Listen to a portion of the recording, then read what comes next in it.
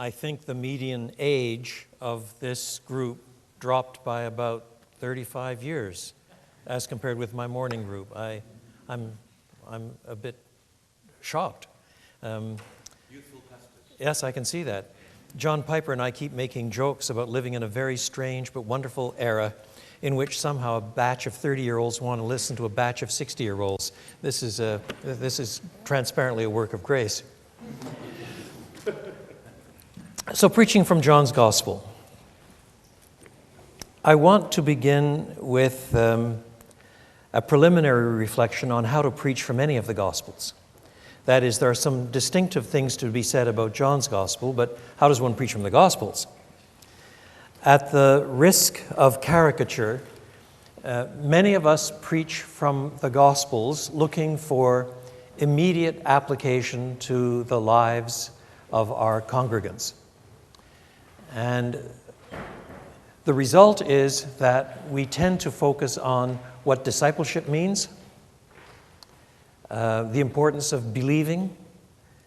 Then particular passages come to mind, Matthew 18, something about church discipline, and maybe a bit on confessionalism when you hit a Matthew 16, and so forth. None of which is intrinsically bad, except that it tends to miss the point. The Gospels are not given to us, first and foremost, as discipleship manuals. They are not given to us, first and foremost, as introductions to the importance of faith. They are certainly not given to us as the provision of psychological profiles in conversion. Now, that's the way, for example, many of us have been brought up to preach on Peter walking on the water. We analyze what's going on in Peter's mind as far as we can from the text. And thus we jump to an application about how people get attracted to Christ, and then they take the first steps out there on the storm, and then they look around and see the waves and they're terrified. And so suddenly, pericope after pericope in the Gospels becomes a kind of source for psychological analysis in the steps of conversion or something along those lines.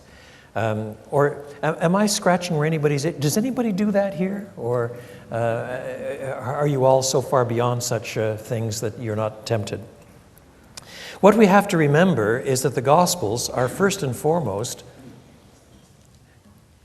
accounts of Jesus. Preaching from the Gospels means telling folks a lot about Jesus. And the point of each pericope, of each unit, is first of all something to do with Jesus. Now, with who Jesus is, what he says, what he's done, and then it fits into the larger storyline of each book that brings you to the cross and the resurrection. We'll come to some of those commonalities in a few moments. But it really is very important to see that it is about Jesus. And not only about Jesus, but Jesus as he comes to us in history and fills in the gap between Old Covenant belief and New Covenant dawning. In other words, the Gospels are about Jesus under the rubric of how we got from there to here. So that if we preach the Gospels in such a way that we forget their historical locatedness and go immediately to application to us today, what we lose is the ability of the Gospels to explain how we got from the Old Testament to the New Testament, how we got from there to here. Although there are lots of books in the New Testament that are not Gospels that help in that way. For example, the Epistle of the Hebrews is supremely important in telling how we got from there to here. Nevertheless, the Gospels do it by focusing on Jesus as Jesus himself brings his followers, the people of the Messiah, the fledgling church, to the new dawning age that brings the Old Testament promises and covenants to fulfillment and launches the church this side of Pentecost. And so I think it's probably worthwhile to take a unit or two from Gospels outside of John to illustrate what I mean before we turn to John in this respect. So having announced that I'm going to be speaking on preaching from John, we turn now to Matthew. Matthew chapter 11, to spend a little bit of time on Matthew 11, 2 and following.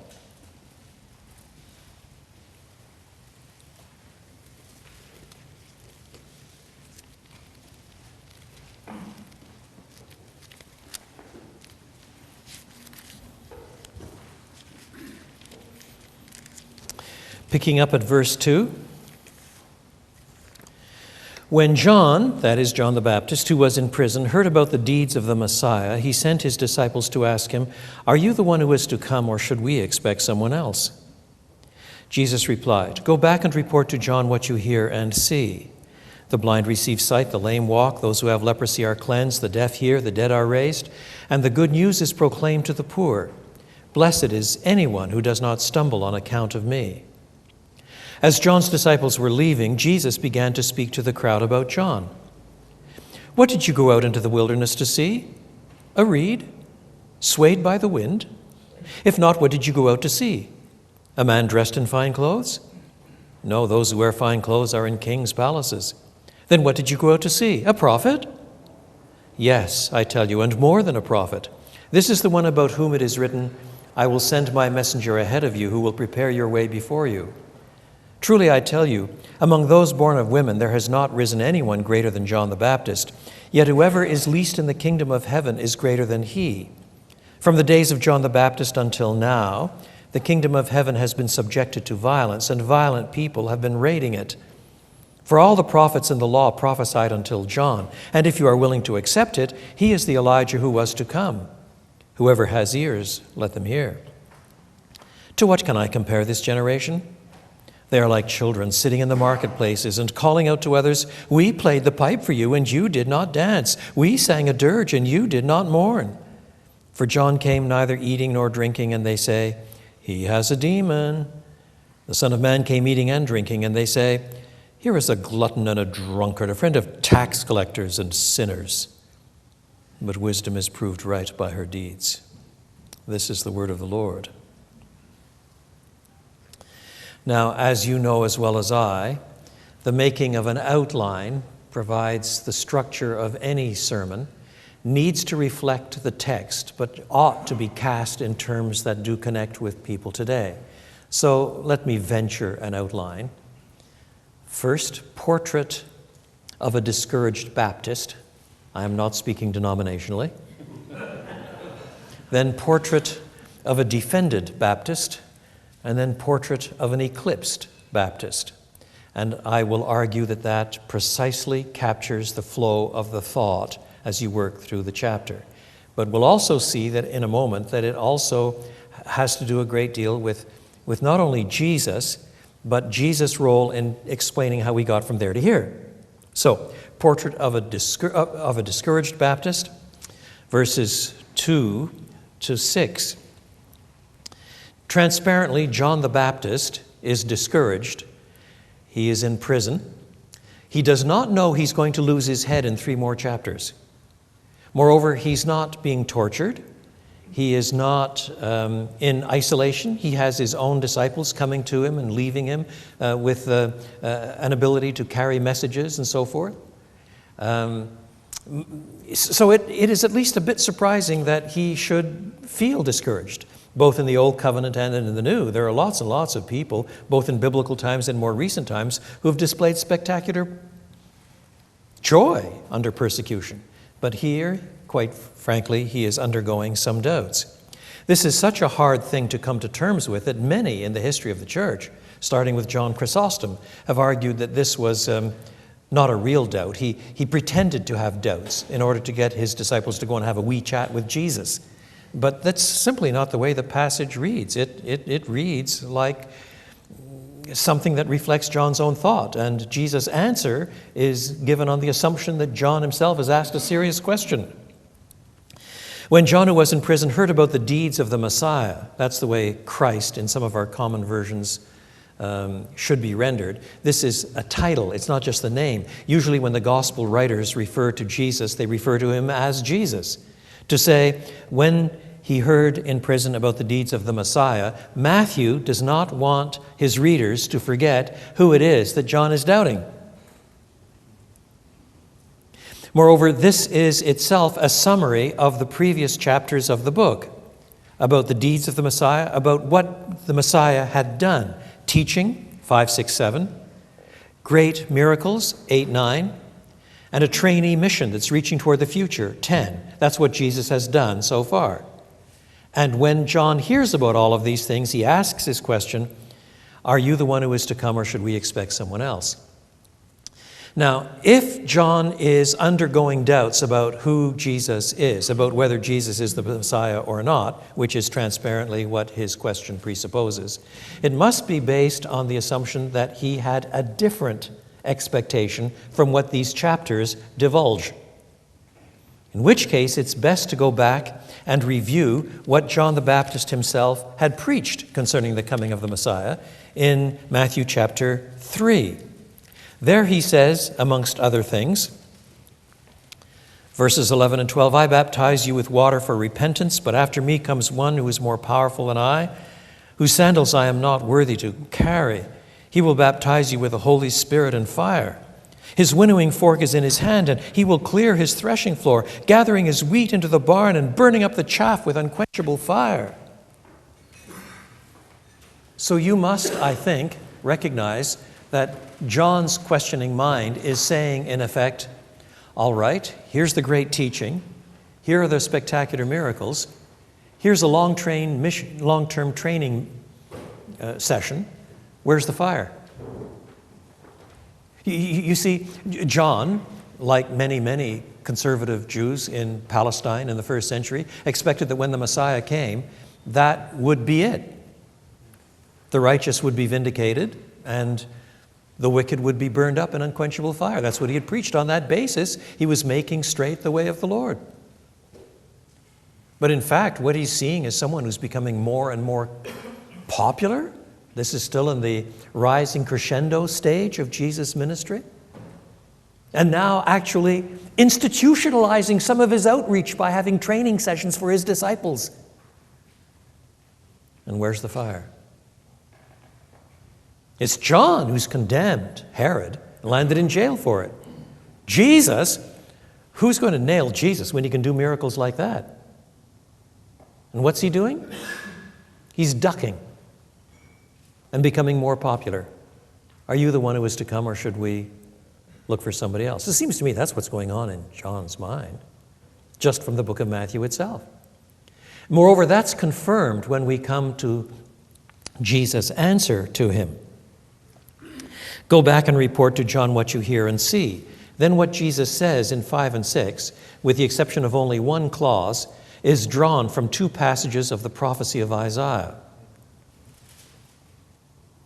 So, the blind receive sight, the lame walk, those who have leprosy are cleansed, the deaf hear, the dead are raised, and the good news is proclaimed to the poor. Blessed is anyone who does not stumble on account of me. The first bit is quoted from Isaiah 35. And of course, you will remember as well as I that John knows the prophecy of Isaiah intimately. He understands his own role from the prophecy of Isaiah chapter 40, the voice of one crying in the wilderness. So Jesus quotes the words, then will the eyes of the blind be opened, Isaiah 35:5, and the ears of the deaf unstopped. Then will the lame leap like a deer, and the mute tongue shout for joy. And again in Isaiah 61, the Spirit of the Sovereign Lord is on me, because the Lord has anointed me to proclaim good news to the poor.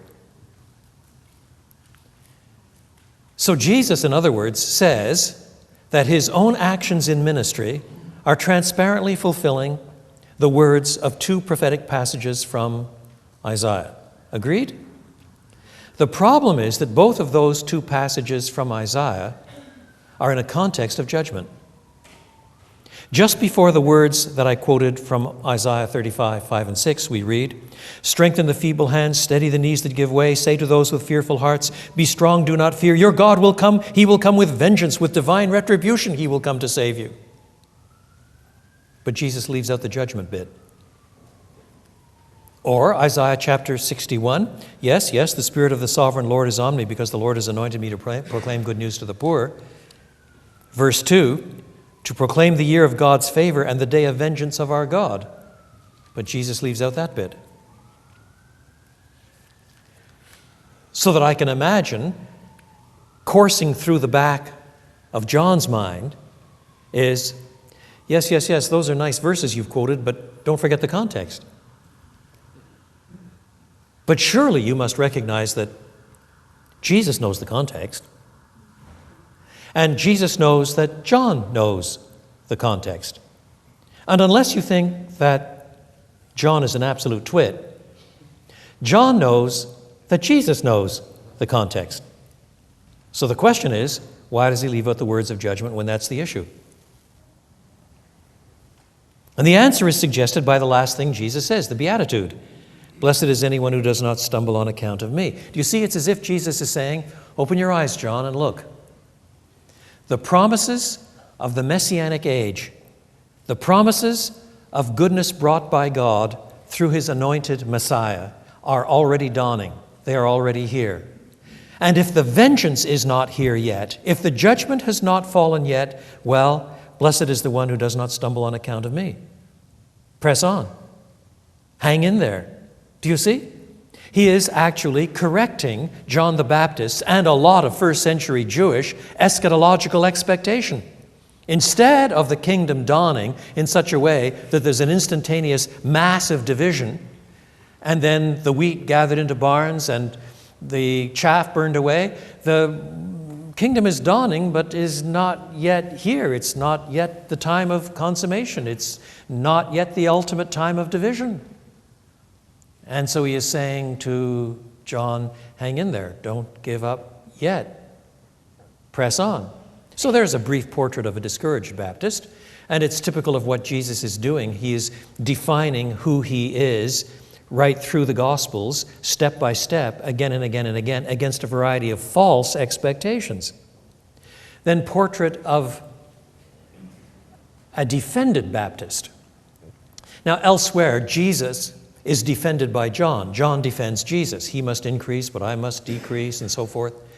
Look, he's the one whose sandals I am not worthy to undo. But now Jesus defends John. But when Jesus defends John, he does it in a very different way from the way John defends Jesus. Jesus knows that this conversation between himself and John's disciples has taken place with others listening in. And he knows how quickly people are prone to judge. It's as if he can smell the crowd, saying in effect, well, this John the Baptist fellow who turns out to be a bit of a disappointment, doesn't he? Stick him in prison and he collapses. We thought he was tough. We expected better things than that from him. Now he's running rabbit. He doubts that the Messiah is really here. We know that the Messiah is really here, don't we, chaps? And as a result, they're criticizing John the Baptist. Jesus will defend John the Baptist. What does he say? What did you go into the wilderness to see? That is, when you went out to hear John the Baptist preaching. Why did you go and listen to John? Why? What did you expect? What did you go to see? A reed swayed by the wind? Someone without backbone? Puffed around by every passing fancy? Is that why you went out to hear John?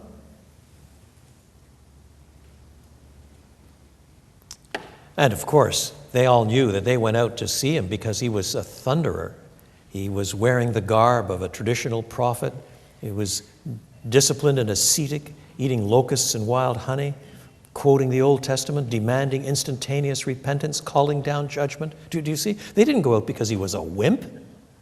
So Jesus is saying to them, in effect, you don't have the right to criticize him. You went and heard him. You heard what he's capable of. You heard what he said and did. You don't have the right to sit around and throw brickbats at him. Well, if not, then what did you go out to see? A man dressed in fine clothes? Did you go to him because he was posh? There wasn't much of what we would call a middle class in those days. There were the rich and there were the workers. Not much of what we would call a middle class. So did you go out to find someone who was posh, who could give you a little side labor and maybe become a benefactor, and you could be a private citizen that was on a fast track because you thought he had advantages? Is that why you went out to hear this chap? And once again, of course, they They know that's not the case. He didn't come across as in the pocket of one of the kings in the region or anything like that. He was a prophet, homespun, poor, disciplined. In fact, those who wear fine clothes are in kings' palaces. Then what did you go out to see? A prophet? And after two negations, did you go out to see this? No. Did you go to see this? No. Did you go to see this? You expect to know. But this time Jesus flips it. He says, yes, as a matter of fact, you went out to hear a prophet, and I tell you, more than a prophet. What? In what ways is John more than a prophet? Well, the next verse tells us he is the subject of a particular prophecy. He's more than a prophet because he fulfills the prophecy from Malachi. This is the one about whom it is written, I will send my messenger ahead of you who will prepare your way before you. I wish I had time to unpack Malachi a little more, but the point is this. John the Baptist is more than a prophet in that he is the subject of the particular prophecy that announces that he will play a role in pointing out who the Messiah is. He goes before the Lord. He prepares his way. He's the messenger of the Lord, or to use the language of Isaiah 40, he's the forerunner. Do you see? And thus he is more than a prophet. He's not only predicting the events, he becomes swept up in the events themselves, himself the fulfillment of a particular prophecy. And that's when he says, 11a, this is the point, truly I tell you, among those born of women there has not risen anyone greater than John the Baptist. Now that is utterly stunning.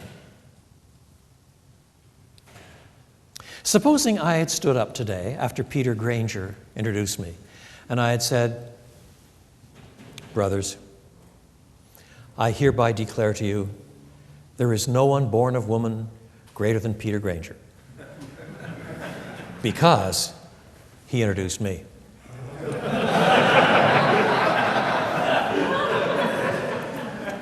But that's exactly what Jesus says.